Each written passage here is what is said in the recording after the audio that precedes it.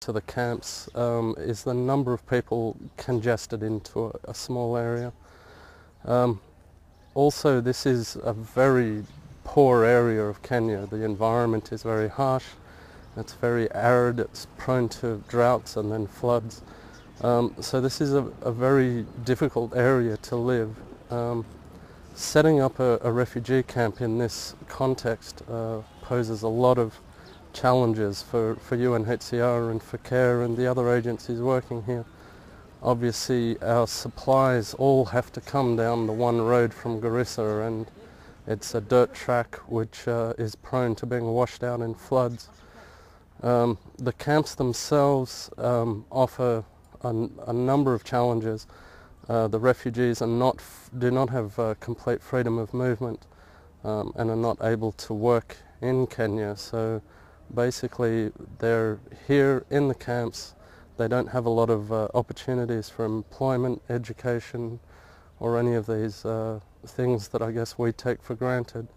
So I would say generally I would characterize life in the camps as extremely difficult.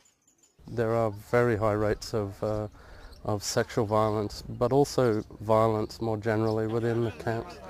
I think some of the reasons I mentioned earlier, you've got a lot of people living in a very small area. They have very little resources, so there's a lot of competition for the available resources, and this often brings conflict. We also have programs providing psychosocial counselling and support. Many people within the camps have experienced trauma either before they came, on their way, or within the camps. So we work with particularly women who have experienced violence, and particularly women who have experienced sexual or gender-based violence.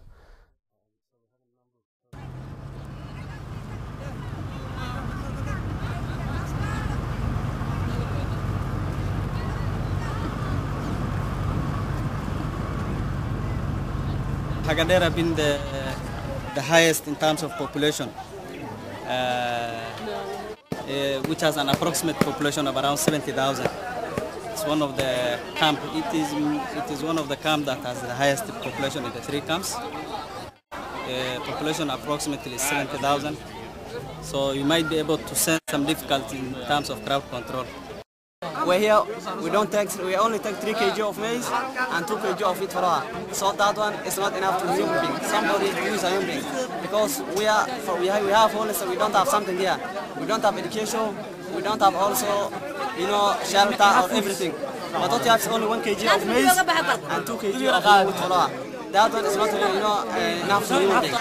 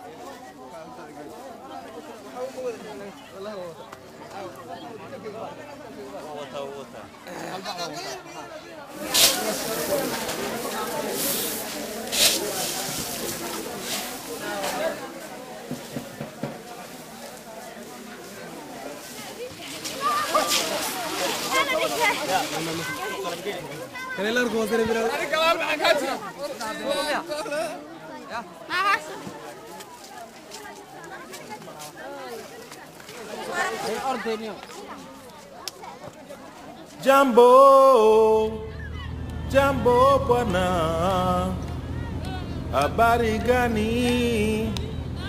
Mzuri sana. Jambo, jambo bwana, habari gani? Mzuri sana. Hiro warkat katara mashua, hiro warkat katara mashua, hiro warkat katara mashua, hiro warkat katara mashua. Bebaya haya mame baya haya gumbana yesawa, bebaya haya mame baya haya gumbana yesawa. Hiro warkat katara mashua, hiro warkat katara mashua, hiro warkat katara mashua, hiro warkat katara mashua. Wana koberiti vanda murima hata, wana koberiti zina mazebe hata, wana koberiti zina mazebe hata, wana koberiti vanda murima hata. Hiro warkat katara mashua, hiro warkat katara mashua, hiro warkat katara mashua, hiro warkat katara mashua. Bebaya haya mame baya haya gombana yesawa, bebaro haya mame ndaro haya gombana yesawa, bebaya haya mame baya haya gombana yesawa. Hiro warkat katara mashua, hiro warkat katara mashua, hiro warkat katara mashua, hiro warkat katara mashua. Bebaya haya mame baya haya gombana yesawa, bebaya haya mame baya haya gombana yesawa. Hiro warkat katara mashua, hiro warkat katara mashua, hiro warkat katara mashua. Wana koberiti vanda murima hata, wana koberiti vina mazere hata, wana koberiti vina mazere hata, wana koberiti vanda murima hata. Hiro warkat katara mashua, hiro warkat katara mashua, hiro warkat katara mashua, hiro warkat katara mashua. Bebaya haya mame baya haya gombana yesawa, bebaro haya mame ndaro haya gombana yesawa, bebaya haya mame baya haya gombana yesawa. عادي ولو ريفتو ما لقى أنا كل هذا ما أنا حتى بدي فقدنا بنيشان فقدنا بدي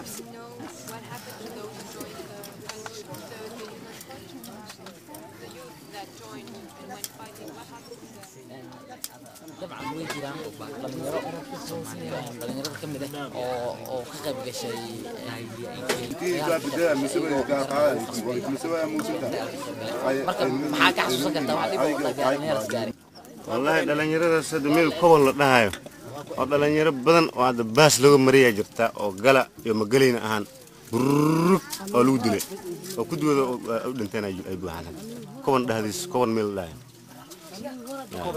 كون Somali. Koban al Tulid. There is a place called Koban in Somalia, maybe near to Mogadishu. Kismayo. Near to Kismayo.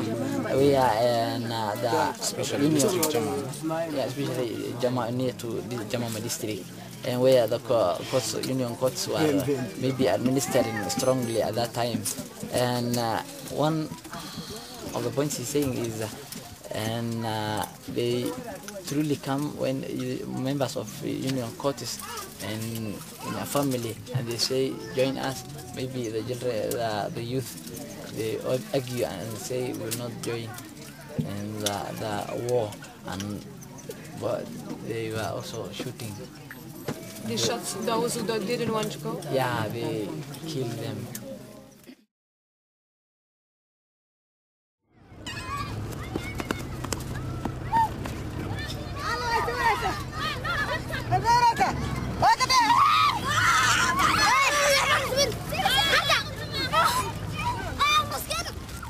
Is it still very dangerous to go back to Somalia? Because you heard over the radio that every day thousands of people are dying.